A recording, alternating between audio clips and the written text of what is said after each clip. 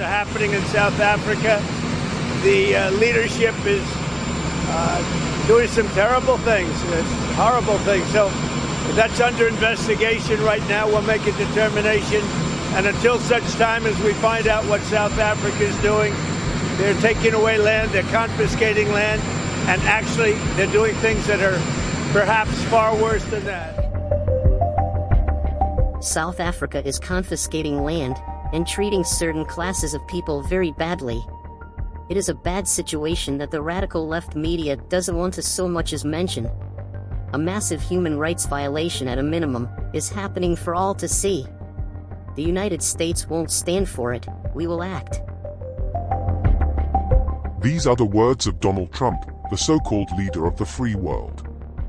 A man who knows nothing of Africa's struggle, our pain, or our fight for justice. A man who was nowhere to be found when South Africa fought against apartheid, but now dares to lecture us on human rights. This is not just an attack on South Africa, it is a declaration of war against Africa itself. For decades, the ANC has walked a tightrope, balancing the urgent need for land reform and economic justice with the harsh realities of a world dominated by Western powers. They have played the long game, knowing that a misstep could lead to sanctions, isolation, or even war. But now, the time for caution is over. While Trump spews his venom from across the ocean, his minions here in South Africa are hard at work. AfriForum, the mouthpiece of white supremacists, is lobbying international actors to undermine our progress.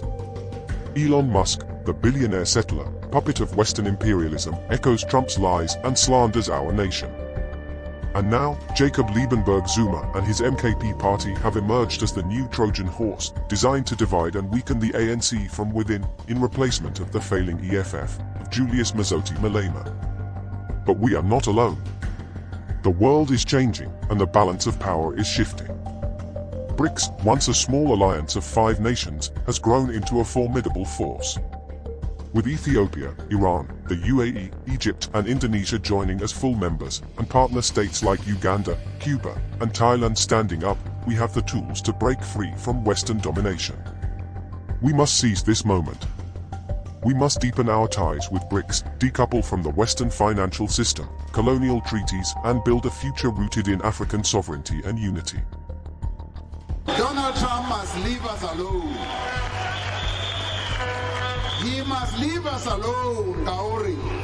When we were facing apartheid, when we were facing oppression, he was not here. He did not fight side by side with us. And we were able, on our own, yes, with support of progressive forces in the world, to resolve the apartheid question. As far as I recall, Donald Trump was not around the negotiating table when we negotiated the end of apartheid. So stick around there in the White House. We will do our business here, and we will find solutions for our problems.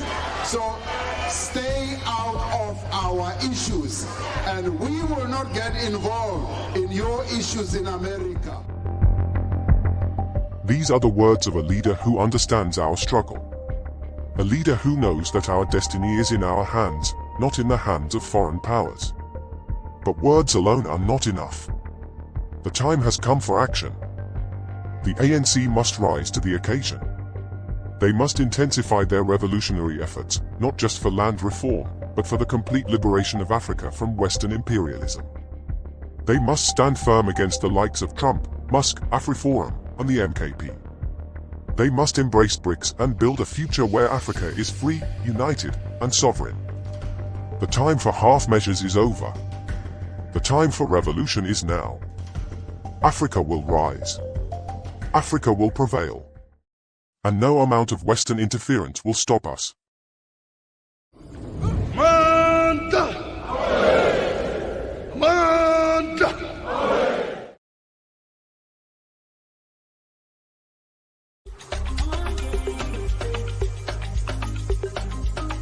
AfriForum, the African perspective.